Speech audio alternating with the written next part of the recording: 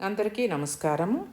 ఈరోజు సంకటహర చతుర్థి సందర్భముగా వినాయకుడి గురించి ఈ కథలు ఎవరైతే వింటారో వారికి వినాయకుడి అనుగ్రహం కలిగి అన్ని పనులలో విజయాలు చేకూరుతాయి, సకల శుభాలు కలుగుతాయి. ఇక కథలోకి వెళదాము. గౌరీ గణేష పార్వతీదేవి ఆమె శరీరానికి లేపనంగా రాసిన పసుపు ముద్ద సహాయంతో గణేశుడిని సృష్టించి ఆ రోజుని గణేశుని పుట్టినరోజుగా భావించారు. ఆ పవిత్ర దినోత్సవాన్ని వినాయక చతుర్థి లేదా గణేష చతుర్థి అని పిలువబడుతుంది. గణేష చతుర్థి సిరి సంపదలు సమృద్ధిగా, జ్ఞానం, గొప్పతనం, దీర్ఘాయువు, ఆరోగ్యం వంటి మంగళప్రదాలను ప్రసాదించేది గణేశుడు. హిందూ పంచాంగం ప్రకారం పండుగ భాద్రపద మాసంలో వస్తుంది. అన్ని వేళలా కరుణ కలిగి ఎల్లప్పుడూ ఆశీస్సులను ప్రసాదించే గణేష్ను ప్రసన్నం చేసుకోవడానికి ప్రజలు చతుర్థిని జరుపుకుంటారు. ఈ పండుగను ఇంటి సాంప్రదాయాల ప్రకారం 1 రోజు, 3 రోజులు, 7 రోజులు, 10 రోజులు జరుపుకుంటారు. కొంతమంది గౌరీ గణేశుడి విగ్రహాన్ని గౌరీ ఇంటికి తీసుకువస్తారు. మరో 2 గౌరీ విగ్రహాలను కూడా తెచ్చి గణేశుని సోదరీమణులుగా ఆరాధిస్తారు. పశ్చిమ బెంగాల్లో లక్ష్మీ సరస్వతిని గణేశుడులను సోదరీమణులుగా పూజిస్తారు. వారు దుర్గాదేవి పిల్లలుగా భావిస్తారు.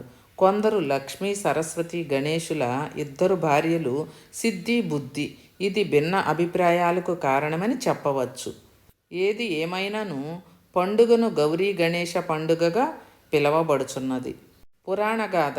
పురాణాల ప్రకారం ఒకరోజు శివుడి నివాసమైన కైలాసంలో గౌరికి దగ్గరగా కాలకేయులు, ఆప్తులు వంటి వారు ఎవరూ లేరు. ఆ సమయంలో విసుగు చెందిన పార్వతీదేవి స్నానం చేయాలనుకున్నారు. ఎవరైనా ఇంటి తలుపు వద్ద కూర్చోబెట్టి స్నానానికి వెళ్ళాలని అనుకుంటుంది. కానీ ఎవ్వరూ లేరని ఆమె బాధపడింది. అప్పుడు ఆమె తన శరీరానికి అతుక్కుపోయిన పసుపు నుండి ఒక విగ్రహాన్ని తయారు చేసి ప్రాణం పోస్తుంది. విగ్రహం చూడగానే చాలా ఇష్టపడుతుంది. ఆ ఇష్టంతోనే ఆ విగ్రహమూర్తికి గణేష అని పేరు పెట్టింది. తరువాత ఆమె పరిస్థితిని గణేశునికి వివరించింది. ఇప్పుడు నేను స్నానం చేయబోతున్నాను, ఎవరినీ లోపలికి రానివ్వకండి అని చెబుతుంది. అంగీకరించిన గణేష్ ద్వారపాలకుడిగా తల్లికి కాపలా కాస్తూ నిలబడతాడు. అంతలో ఆ పరమేశ్వరుడు రానే వస్తాడు. లోనికి ప్రవేశించడానికి ప్రయత్నించగా గణేశుడు ఆ పరమేశ్వరుడిని అడ్డుకుంటాడు. కానీ తల్లి ఆజ్ఞను పాటిస్తున్న గణేశుడు శివుడిని లోపలికి వెళ్ళడానికి అనుమతించకుండా ఆపుతాడు. శివుడు పార్వతీదేవి పతిదేవుడనే విషయం గణేశుడికి, గణేశుడు పార్వతీదేవి సృష్టించి కుమారుడని శివుడికి తెలియదు. ఈ కారణంగానే ఇద్దరి మధ్య వాద వివాదాలు జరుగుతాయి. ప్రవేశ ద్వారం వద్ద తండ్రిని అడ్డుకున్న గణేశుడిపై ఆ పరమేశ్వరుడు ఆగ్రహావేశాలకు గురై అతడి తలను నరికివేస్తాడు. బాలుని హాహాకారాలు విన్న పార్వతీదేవి పరుగున వచ్చింది. రక్తపు మడుగులో ఉన్న కుమారుని చూసి నిశ్చేష్టురాలయ్యింది. భర్తతో వాదులాడింది. జరిగిన తప్పు తెలుసుకున్న కైలాసనాథుడు పశ్చాత్తాపపడ్డాడు. బాలునికి ప్రాణం పోస్తానని మాట ఇచ్చాడు. చనిపోయిన వ్యక్తికి ఉత్తరాన ఉన్న తలను పెట్టాలి అని శివుడు చెప్తాడు. భటులు ఉత్తర దిక్కున్న పడుకున్న వ్యక్తి తల కోసం వెతుకుతారు. అయినప్పటికీ చివరిగా వారికి ఒక్క ఏనుగు తల మాత్రమే దొరుకుతుంది. శివశిశువు మీద ఏనుగు తలను స్థిరపెట్టి అతనికి తిరిగి జీవం పోస్తాడు. గౌరీ చతుర్థి ఆచారం. మహిళలు చతుర్థికి ముందు రోజు ఈ దేవిని పూజించటం ఆచారంగా వస్తుంది.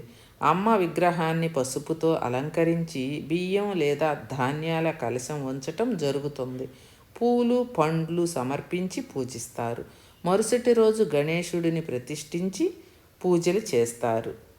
విన్నారు కదండి, వినాయకుడి జననం ఎలా జరిగింది అనేది మీరు తెలుసుకున్నారు కదా. ఇప్పుడు వినాయకుని వెనక వింత కథలు ఎన్నో ఉన్నాయండి. ఇప్పుడు ఆ కథలు తెలుసుకుందాము. ముందుగా వినాయకుని గరిక వెనుక ఉన్న కథ. గరిక పెడతారు కదా వినాయకుడికి. ఆయనకి అంత ప్రీతిపాత్రమైన గరిక ఎందుకు పెడతారు, వినాయకుడికి ఎందుకు ఇష్టము అనేది ఇప్పుడు తెలుసుకుందాము. వినాయకుని పూజించేందుకు ఏమి లేకపోయినా గరిక ఉంటే చాలని ఓ నమ్మకం. ఆయనకు గరిక అంటే ప్రీతి కలగటానికి వెనుక ఒక కథ ఉంది.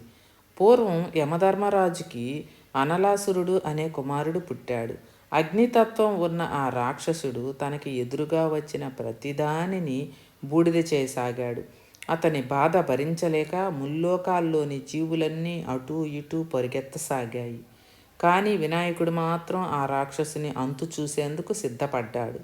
పూర్వం తన తండ్రి అయిన శివుడు గరళాన్ని మింగిన విధంగా వినాయకుడు కూడా ఆ అనలాసురుని అమాంతంగా మింగేశాడు.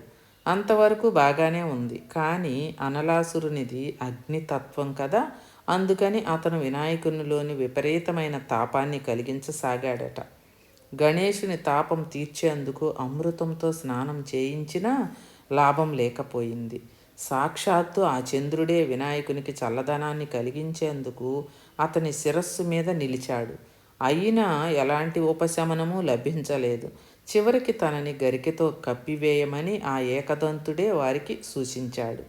అలా దేవతలంతా తలా గరికెలను తెచ్చి వినాయకుని శరీరాన్ని కప్పాక ఆ గరికెలో ఉండే ఔషధ గుణాల వల్ల ఆయనలోని తాపం శమించిందట.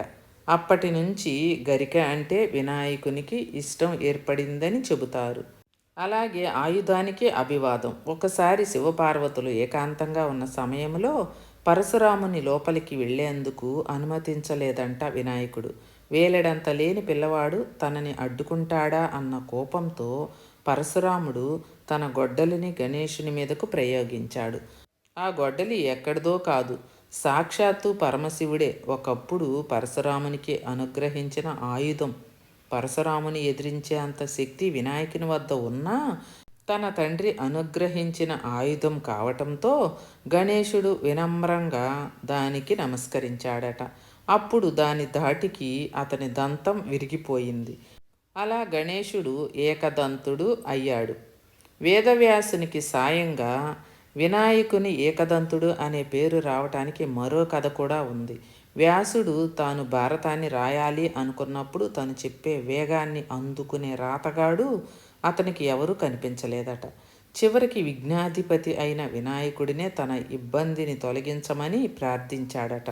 మీరు భారతాన్ని చెబుతుంటే దానిని అక్షరబద్ధం చేయటానికి నేను సిద్ధమే, కానీ మీరు ఎక్కడ ఆగకుండా చెబుతూనే ఉండాలి అన్న షరతుని విధించాడట గణేశుడు. ఆయన అలాంటి షరతుని విధించటంలో ఒక ధర్మ సూక్ష్మం లేకపోలేదు. మనకి తెలిసిన విషయాన్ని నిష్పక్షపాతంగా చెప్పేటప్పుడు వీలైనంత త్వరగా చెప్పగలం. అలా కాకుండా జరిగిన దానికి మన వివరణలు విశ్లేషణలు కూడా జోడించి చెప్పాలి అనుకుంటే నిదానంగా ఆలోచిస్తూ చెబుతాము. అందుకనే టకటకా భారతాన్ని చెప్పమన్నాడు వినాయకుడు. మరి వ్యాసుడు తక్కువవాడా?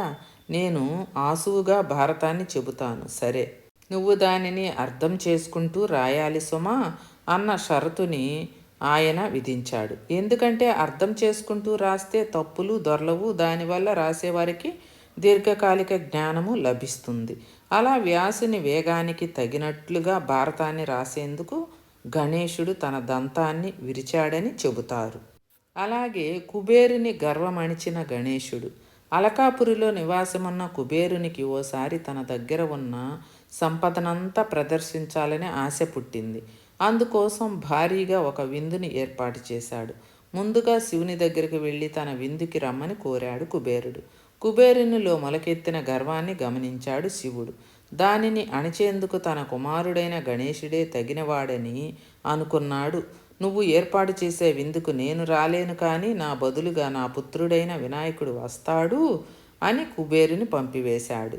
అనుకున్న రోజు రానే వచ్చింది. అలకాపురికి చేరుకున్న వినాయకుణ్ణి తన రాజమందిరాలన్నీ తిప్పుతూ గొప్పలు పోసాగాడు కుబేరుడు. అతనిలోని మదాన్ని గమనించిన గణేశుడు తిరిగి తిరిగి నాకు ఆకలి వేస్తుంది, ఆ విందు భోజనమేదో త్వరగా వడ్డిస్తే నేను బయలుదేరతానని కుబేరునితో అన్నాడు.